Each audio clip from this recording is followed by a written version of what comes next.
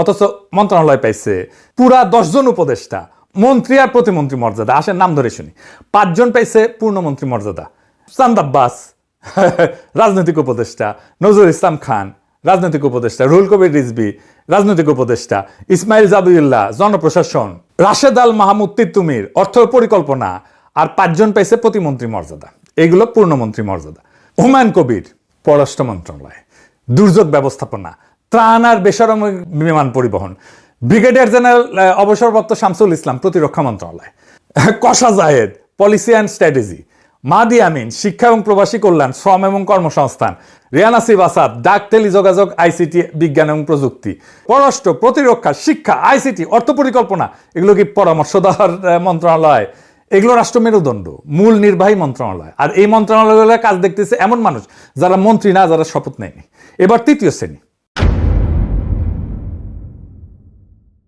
এর সঙ্গে যোগ হয়েছে প্রতিমন্ত্রী মর্যাদার সহকারী বিজন কান্তি সরকার, প্রতিমন্ত্রী মর্যাদা, হিন্দু বৌদ্ধ খ্রিস্টান সংখ্যালঘু বিষয়ক বিশেষ সহকারী, আবার সেই বিএনপি চেয়ারম্যানের উপদেষ্টা। 2 নাম্বার তানভীর গনি প্রতিমন্ত্রী মর্যাদা, বিনিয়োগ এবং পুঁজিবাজার বিষয়ক। ওসিরিজ গ্রুপ নামে একটা এশিয়ান বিনিয়োগ কোম্পানির চেয়ারম্যান সে। আশিক চৌধুরী প্রতিমন্ত্রী মর্যাদা, বিডার বেজার নির্বাহী চেয়ারম্যান।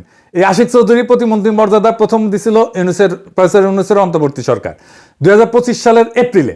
বর্তমান সরকার তাকে ওই পদে বহাল রাখছে। সে একজন ব্যাংকার, আপনারা জানেন, একসময় সিঙ্গাপুরে এইচএসবিসিতে কাজ করতো। মিলায় দেখেন, প্রতিমন্ত্রী মর্যাদার 3 জন বিশেষ সহকারী শপথহীন, আরো 2 জন বিশেষ সহকারী আছে যারা সচিব আর গ্রেড 2 মর্যাদায়, মন্ত্রী মর্যাদায় নেয়, তাই আমি হিসাবে ধরলাম না। এখন আসেন যোগ করি, ক্যালকুলেটর রাতে নেন। শপথ নেওয়া মন্ত্রিসভা 25 জন মন্ত্রী, 24 জন প্রতিমন্ত্রী, মোট 49 জন, তাই তো? এর সঙ্গে যোগ করেন 10 জন উপদেষ্টা, মন্ত্রী আর প্রতিমন্ত্রী মর্যাদা, 3 জন প্রতিমন্ত্রী মর্যাদার বিশেষ সহকারী। তাহলে মন্ত্রী প্রতিমন্ত্রী মর্যাদায় বসে থাকা মোট মানুষ 49 যোগ 10 যোগ 3 দাঁড়াইল 62 জন। অনির্বাচিত কতজন? 3 জন টেকনোক্র্যাট, 10 জন উপদেষ্টা, 3 জন বিশেষ সহকারী, মোট 16 জন। 16 ভাগ 16 জন 62 জনের কত পার্সেন্ট? 26%। তারেক রহমানের সরকারের মন্ত্রী আর প্রতিমন্ত্রীর চেয়ারে বসে থাকা প্রত্যেক 4 জনের 1 জন অনির্বাচিত সংসদ সদস্য না। আর সংবিধান কি বলছিল? সর্বোচ্চ 10%। 10%-এর জায়গায় 26%। এর মধ্যে 3 জন অন্তত শপথ নিছে, বাকি 13 জন, 10 উপদেষ্টা আর 3 বিশেষ সহকারী শপথই নেয়নি। অথচ মন্ত্রণালয় চালাইতেছে, রাষ্ট্রীয় সিদ্ধান্ত বসতেছে। এই নিয়ম ভাঙা নিয়ে সরকার ছাপাই দিতে পারে, সেটা কয়ে রাখি। আগেই সে রাস্তাটা মাইরে রাখতে হবে। সেটা কি? রুলস অফ বিজনেসের ভেলকি দিতে পারে।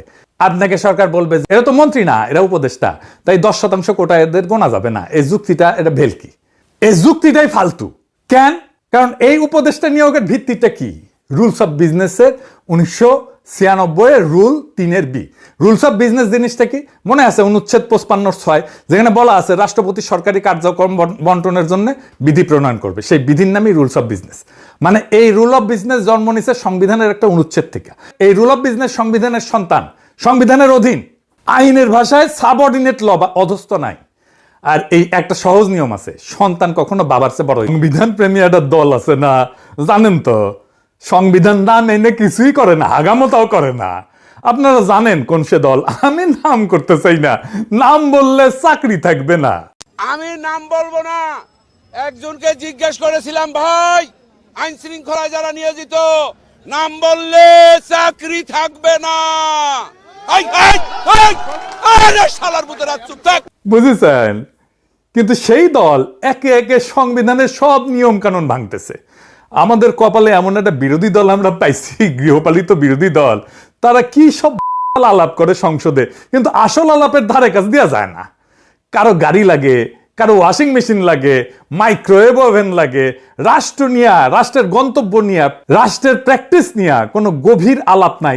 আমরা শুনেছিলাম যে আমাদের এই ফ্ল্যাটগুলোতে একটি করে ওয়াশিং মেশিন এবং মাইক্রো ওভেনও দেওয়া হবে। এই পর্দা, মাইক্রো ওভেন এবং ওয়াশিং মেশিনগুলো আপনার মাধ্যমে পাওয়ার জোর দাবি জানাচ্ছি।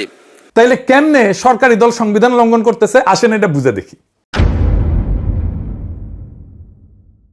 একটা সহজ প্রশ্ন দিয়ে শুরু করি।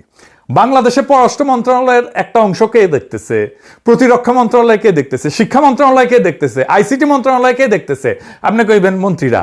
না, কয়েকটা গুরুত্বপূর্ণ মন্ত্রণালয়ের কাজ দেখতেছে এমন কিছু মানুষ যারা মন্ত্রী না, যারা রাষ্ট্রপতির সামনে শপথ নেয় নাই, যারা সংসদের কাছে দায়বদ্ধ না, যারা চেয়ার পাইছে কিন্তু সংসদে তাদের সেই চেয়ারে বসার কথা কেউ বলে নাই। এদের নাম উপদেষ্টা আর বিশেষ সহকারী। আজকের এপিসোড এই অনির্বাচিত মানুষদের নিয়ে। আর এই বিএনপি সারা জীবন সংবিধান করে আসছে, চিক্কর পারিছে, সেই বিএনপি নিজেই কিভাবে সংবিধানকে পাশ কাটায়, সংবিধান লঙ্ঘন কইরা আজকে এই উপদেষ্টাদেরকে নিয়োগ দিছে সেটা আমরা দেখব। আজ দলিল দিয়ে দেখাবো। আজ আমি আপনাদের নাম ধরে ধরে বলবো কারা এই চেয়ারে বসে আছে, কিন্তু চেয়ারে বসার কোনো সাংবিধানিক অধিকার নাই। তাদের প্রত্যেকটা নিয়োগ সংবিধান বিরোধী। এদের প্রত্যেকের কার্যক্রম ভবিষ্যতে আদালতে বাতিল হবে এবং প্রত্যেকেই, আই রিপিট, প্রত্যেকে ক্ষমতার অপব্যবহার আর সংবিধান লঙ্ঘনের দায়ে অভিযুক্ত হবে এবং শাস্তি পাবে। বিষয়টা বুঝায় বলি। সংবিধান কি বলে? সংবিধান অনুসারে বাংলাদেশের মন্ত্রী হওয়ার নিয়ম কি? নির্বাহী ক্ষমতা কোথায় থেকে আসে? সংবিধানের 4th ভাগ 2য় অধ্যায়, এখানে পুরা সরকার কাঠামোটা লেখা আছে। আর মনে রাখবেন, নির্বাচিত সরকারের ক্ষেত্রে এখানে উপদেষ্টা বইলে কোনো সাংবিধানিক পদ নাই, একেবারে নাই। সংবিধানের 55 অনুচ্ছেদে কইছে 3টা কথা মাত্র। প্রধানমন্ত্রীকে প্রধান করে একটা মন্ত্রিসভা থাকবে, নির্বাহী ক্ষমতা প্রধানমন্ত্রীর কর্তৃত্বে চলবে। সবচেয়ে গুরুত্বপূর্ণ, মন্ত্রিসভা যৌথভাবে সংসদের কাছে দায়বদ্ধ থাকবে। শেষ লাইনটা মাথায় রাখেন, সংসদের কাছে দায়বদ্ধ, এটাই গণতন্ত্রের প্রাণ। মন্ত্রী যা করবে তার জবাব তাকে সংসদে দিতে হবে, জনগণের প্রতিনিধিদের কাছে দিতে হবে। এবার আসি সবচেয়ে জরুরি অনুচ্ছেদে, অনুচ্ছেদ 56(2). সংবিধান কইতেছে মন্ত্রিসভার কমপক্ষে 9 মানে 90% হইতে হবে নির্বাচিত সংসদ সদস্যদের মধ্যে থেকে, আর সর্বোচ্চ 1 মানে 10% নেওয়া যাবে বাইরে থেকে, যারা সংসদ সদস্য হওয়ার যোগ্য। এই 10%কেই আমরা বলি টেকনোক্র্যাট কোটা। খেয়াল করেন একটা মজার ব্যাপার, টেকনোক্র্যাট শব্দটা সংবিধানে কিন্তু নাই, একবারও নাই। এই 56(2) এই বিধানটাই হইলো টেকনোক্র্যাটের একমাত্র সাংবিধানিক রূপ। তো মানে কি দাঁড়াইলো? সংবিধান নির্বাচিত না এমন কাউকে মন্ত্রিসভায় বসানোর একটাই রাস্তা রাখছে, মাত্র একটা, তাকে 10% কোটার মন্ত্রী বা প্রতিমন্ত্রী বানাইতে হবে, তাকে রাষ্ট্রপতির সামনে শপথ নিতে হবে, আর তাকে সংসদের কাছে দায়বদ্ধ থাকতে হবে। এর বাইরে কোনো পথ নাই। বাংলার লুথার কিং এই সব কিছুকে অস্বীকার কইরা, লঙ্ঘন কইরা, অসাংবিধানিক ভাবে 4 ধরনের মানুষরে সে মন্ত্রী মর্যাদা দিছে। আসেন সেটা বুঝে দেখি। বাংলার লুথার কিং এর সরকারের মন্ত্রী আর প্রতিমন্ত্রী মর্যাদায় বসে থাকা অনির্বাচিত মানুষগুলা কারা? 4 রকম। এই 4টা শ্রেণী আলাদা করে বোঝা জরুরি, কারণ সব এক না। প্রথম শ্রেণী হইতেছে টেকনোক্র্যাট। এরা শপথ নিছে, সংবিধানের 10% কোটার মধ্যে আছে, এরা বৈধ, এদের নিয়ে আমার কোনো অভিযোগ নাই। এর মধ্যে আমার প্রিয় রজার খলিলও আছে। 2য় শ্রেণী, এরা মন্ত্রী আর প্রতিমন্ত্রী মর্যাদা পাইছে, মন্ত্রণালয় পাইছে, কিন্তু শপথ নেয়নি। 3য় শ্রেণী বিশেষ সহকারী, এরাও প্রতিমন্ত্রী মর্যাদা পাইছে কিন্তু শপথ নেয়নি। 4 নম্বর শ্রেণী, প্রফেসর ইউনূস তার অন্তর্বর্তীকালীন সরকারের সময় প্রতিমন্ত্রী মর্যাদা দিয়ে গেছিলেন, সেটারে তারেক রহমান নির্বাচিত সরকারের সময় চালু রাখছে, যেমন বিডার আশিক চৌধুরী। এই 4টা শ্রেণী মাথায় রাখেন। আমি এবার একটা একটা করে নাম ধরে যাব। টেকনোক্র্যাট করে 3 জন আছে, 2 জন পূর্ণমন্ত্রী, 1 জন প্রতিমন্ত্রী। একজন হচ্ছে রজার খলিল, পররাষ্ট্রমন্ত্রী, ইনি আগে 19 সরকারের জাতীয় নিরাপত্তা উপদেষ্টা ছিলেন, আপনারা জানেন। 2 নম্বর মোহাম্মদ আমিনুর রশিদ, পূর্ণমন্ত্রী। 3 নম্বর আমিনুল হক, প্রতিমন্ত্রী, সাবেক ফুটবলার। এই 3 জন রাষ্ট্রপতির কাছে শপথ নিছে। সংবিধানের 56(2) কোটার মধ্যে এই 3 জন পড়ে। 3 জন মানে 49 সদস্যের মন্ত্রিসভার 10% নিচে, সম্পূর্ণ বৈধ। এদের নিয়ে আমার কোনো প্রশ্ন নাই, কোনো অভিযোগ নাই, বরং বলবো এটাই সঠিক পথ। সংবিধান যে রাস্তা দেখাইছে এরা সেই রাস্তায় আসছে, কিন্তু এখন আসছে আসল কাহিনী। যারা এই রাস্তায় আসেনি, সংবিধান ভাঙছে, তারা কারা? যারা শপথ নেয়নি অথচ মন্ত্রণালয় পাইছে, পুরা 10 জন উপদেষ্টা, মন্ত্রী আর প্রতিমন্ত্রী মর্যাদা। আসেন নাম ধরে শুনি। 5 জন পাইছে পূর্ণমন্ত্রী মর্যাদা, চাঁদ আব্বাস রাজনৈতিক উপদেষ্টা, নজরুল ইসলাম খান রাজনৈতিক উপদেষ্টা, রুহুল কবির রিজভী রাজনৈতিক উপদেষ্টা, ইসমাইল জাবিউল্লাহ জনপ্রশাসন, রাশেদ আল মাহমুদ তিতুমির অর্থ পরিকল্পনা, আর 5 জন পাইছে প্রতিমন্ত্রী মর্যাদা। এগুলো পূর্ণমন্ত্রী মর্যাদা। হুমায়ুন কবির পররাষ্ট্র মন্ত্রণালয়, দুর্যোগ ব্যবস্থাপনা, ত্রাণ আর বেসামরিক বিমান পরিবহন। ব্রিগেডিয়ার জেনারেল অবসরপ্রাপ্ত শামসুল ইসলাম, প্রতিরক্ষা মন্ত্রণালয়। Kasha Zahed, policy and strategy. Mahdi Amin, শিক্ষা এবং প্রবাসী কল্যাণ, শ্রম এবং কর্মসংস্থান। রিয়ান আসিফ আসাদ, ডাক, টেলিযোগাযোগ, আইসিটি, বিজ্ঞান এবং প্রযুক্তি। পররাষ্ট্র, প্রতিরক্ষা, শিক্ষা, আইসিটি, অর্থ পরিকল্পনা। এগুলো কি পরামর্শদার মন্ত্রণালয়? এগুলো রাষ্ট্র মেরুদণ্ড, মূল নির্বাহী মন্ত্রণালয়। আর এই মন্ত্রণালয়গুলোর কাজ দেখতেছে এমন মানুষ যারা মন্ত্রী না, যারা শপথ নেয়নি। এবার 3য় শ্রেণী, এর সঙ্গে যোগ হয়েছে প্রতিমন্ত্রী মর্যাদার সহকারী বিজন কান্তি সরকার, প্রতিমন্ত্রী মর্যাদা, হিন্দু বৌদ্ধ খ্রিস্টান সংখ্যালঘু বিষয়ক বিশেষ সহকারী। আবার সেই বিএনপি চেয়ারম্যান উপদেষ্টা। 2 নাম্বার তানভীর গনি, প্রতিমন্ত্রী মর্যাদা, বিনিয়োগ এবং পুঁজিবাজার বিষয়ক। ওসিরিস গ্রুপ নামে একটা এশিয়ান বিনিয়োগ কোম্পানির চেয়ারম্যান সে। আশিক চৌধুরী, প্রতিমন্ত্রী মর্যাদা, বিডার বেজার নির্বাহী চেয়ারম্যান। এই আশিক চৌধুরী প্রতিমন্ত্রী মর্যাদা প্রথম দিছিল প্রফেসর ইউনূসের অন্তর্বর্তী সরকার 2025 সালের এপ্রিলে। বর্তমান সরকার তাকে ওই পদে বহাল রাখছে। সে একজন ব্যাংকার, আপনারা জানেন, একসময় সিঙ্গাপুরে এইচএসবিসিতে কাজ করতো। মিলায় দেখেন, প্রতিমন্ত্রী মর্যাদার 3 জন বিশেষ সহকারী শপথহীন, আরো 2 জন বিশেষ সহকারী আছে যারা সচিব আর গ্রেড 2 মর্যাদা, মন্ত্রী মর্যাদায় নেয়, তাই আমি হিসাবে ধরলাম না। এখন আসেন যোগ করি, ক্যালকুলেটর হাতে নেন। শপথ নেওয়া মন্ত্রিসভা 25 জন মন্ত্রী, 24 জন প্রতিমন্ত্রী, মোট 49 জন, তাই তো? এর সঙ্গে যোগ করেন 10 জন উপদেষ্টা, মন্ত্রী আর প্রতিমন্ত্রী মর্যাদা, 3 জন প্রতিমন্ত্রী মর্যাদার বিশেষ সহকারী।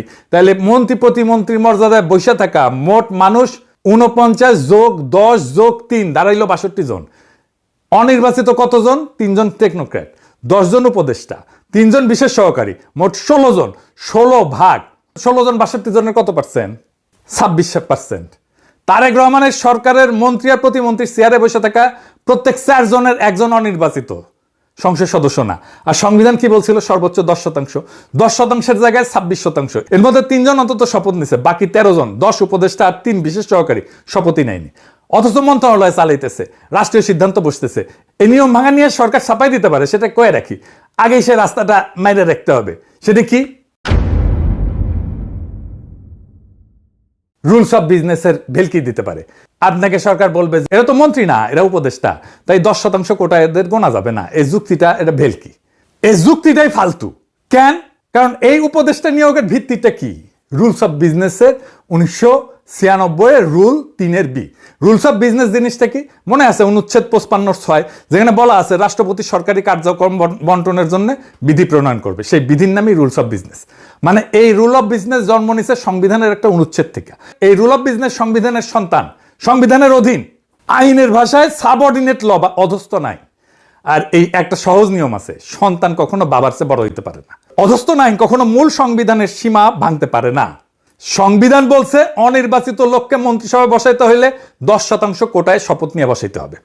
এখন আপনি রুলস অফ বিজনেস দিয়ে সেই সীমা পাশ কাটাইতেছেন, বলতেছেন এরা মন্ত্রী না উপদেষ্টা, অথচ এদের মন্ত্রী মর্যাদা দিতেছেন, মন্ত্রণালয় দিতেছেন। এটা আইনে একটা নাম আছে, বলে কালারেবল লেজিসলেশন। বাংলায় হচ্ছে রং মাখানো আইন। যেটা সরাসরি করা নিষেধ, সেটা ঘুরায় ফিরায় করা। তো রুল 3 বি কি বলছে? নিজে বলছে প্রধানমন্ত্রী উপদেষ্টাকে বিষয় বরাদ্দ করতে পারবেন তার পরামর্শ এবং সহায়তা নেওয়ার জন্য। খেয়াল রাখেন, পরামর্শ এবং সহায়তা। পরামর্শ রুলের নিজের ভাষা।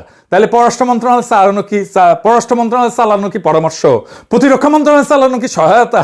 এরপরও আছে শপথের প্রশ্ন, কি সেটা? সংবিধানের অনুচ্ছেদের 148 বলছে 3য় তফসিলে যাদের কথা আছে তাদের পদে বসার আগে শপথ নেবেন। 3য় তফসিলে স্পষ্ট লেখা আছে মন্ত্রী, প্রতিমন্ত্রী, উপমন্ত্রীকে শপথ নিতে হবে। মন্ত্রীর শপথে কি বলতে হয়? রাষ্ট্রপতির সামনে দাঁড়ায় বলতে হয় আমি সংবিধানের রক্ষণ, সমর্থন এবং নিরাপত্তা বিধান করব। মানে আমি সংবিধান রক্ষা করব, এই অঙ্গীকার করে কেবল রাষ্ট্রের চেয়ারে বসা যায়, তার বাইরে যায় না। এখন প্রশ্ন, এই 13 জনকে শপথ নিছে। 17 ফেব্রুয়ারি সুপ্পু শপথ পড়াইছে প্রধানমন্ত্রীকে, 25 জন মন্ত্রীকে, 24 জন প্রতিমন্ত্রীকে, ব্যাস। এই উপদেষ্টার বিশেষ সহকারীরা সেই তালিকায় ছিল না। এদের কেউ রাষ্ট্রপতির সামনে দাঁড়ায় সংবিধান রক্ষার শপথ নেয়নি। তাহলে কি দাঁড়াইলো? যিনি সংবিধান রক্ষার শপথ নেয়নি তিনি সংবিধানের নামে রাষ্ট্রের মন্ত্রণালয় চালাইতেছেন। যিনি শপথ নেননি তিনি রাষ্ট্রের গোপন তথ্য, নিরাপত্তা সংক্রান্ত দলিল, কূটনৈতিক গোপনীয়তা সবকিছু নাগাল পাইতেছে। কোন অধিকারে? মিলিটারি অফিসার শপথ নেন, মন্ত্রী শপথ নেন, কারণ শপথটাই বিশ্বাসের বন্ধন।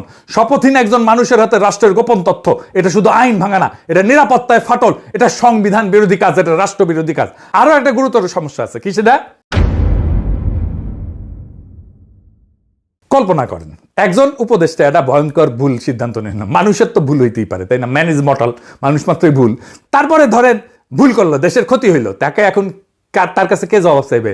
মন্ত্রী হইলে সংসদের দ্বারা জবাব দিতে হইতো, বিরোধী দল প্রশ্ন তুলতো। এটাই অনুচ্ছেদের 55(3) সংসদের কাছে দায়বদ্ধতা। কিন্তু উপদেষ্টা তো মন্ত্রিসভার সদস্যই না, শপথও নেয়নি। তাহলে সংসদ থেকে কিসের ভিত্তিতে ডাকবে, কিসের ভিত্তিতে জবাবদিহি করাবে? রাষ্ট্রের প্রশাসনের শৃঙ্খলটা কি? সচিব দায়বদ্ধ মন্ত্রীর কাছে, মন্ত্রী দায়বদ্ধ সংসদের কাছে, সংসদ দায়বদ্ধ জনগণের কাছে, উপদেষ্টা এই পুরা শৃঙ্খলের বাইরে। ক্ষমতা ভোগ করতেছে মন্ত্রীর, দায় নিতেছেন না, কিচ্ছু না। কি মজা, মজাই মজা। বাচ্চা পয়দা করবা, বাপ মায়ের দায়িত্ব নিবা না, ক্ষমতা আছে, জবাবদিহিতা নাই। সরকারকে একটা ফাইনাল প্রশ্ন করা উচিত ছিল সংসদে, এই উপদেষ্টার আসলে কি? দুইটার একটা উত্তর দিবেন। যদি বলেন এরা নিছক পরামর্শ দেয়, তাইলে পররাষ্ট্র প্রতিরক্ষা শিক্ষা মন্ত্রণালয় পূর্ণ দপ্তর এদের হাতে কেন? পরামর্শদাতাকে তো মন্ত্রণালয় বন্টন করা যায় না, পরামর্শদাতাকে কেন মন্ত্রণালয় বন্টন করে গেজেট করতে হইলো? আর যদি বলেন এটা কার্যত মন্ত্রী, তাইলে 56(2)-এর 10% কোটা কোথায়? শপথটা কোথায়? দেখেন, দুইটা উত্তরের কোনোটাই সরকার দিতে পারবে না।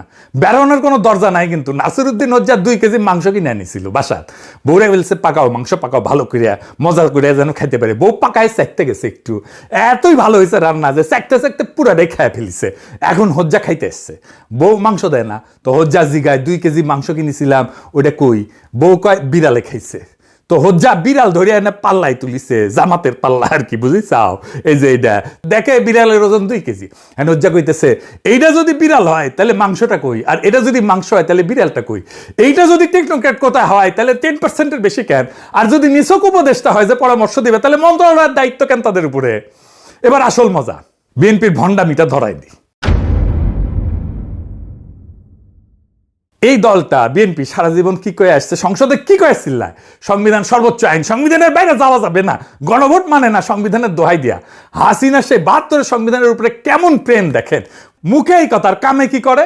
কামে 10 জন উপদেষ্টা মন্ত্রী মর্যাদায়, মন্ত্রণালয় সহ, তার সঙ্গে 3 জন প্রতিমন্ত্রী মর্যাদায় বিশেষ সহকারী, সবাই শপথহীন, সবাই দায়বদ্ধতার বাইরে, সবাই সংবিধানের বাইরে। তাহলে বিএনপি সংবিধান প্রেম কি আসলেই প্রেম? তা তো না। এখন কেউ কইবেন যে দাদা ইউনূস সরকারের তো পুরোটাই উপদেষ্টা ছিল, তখন এই কথা কননি কেন?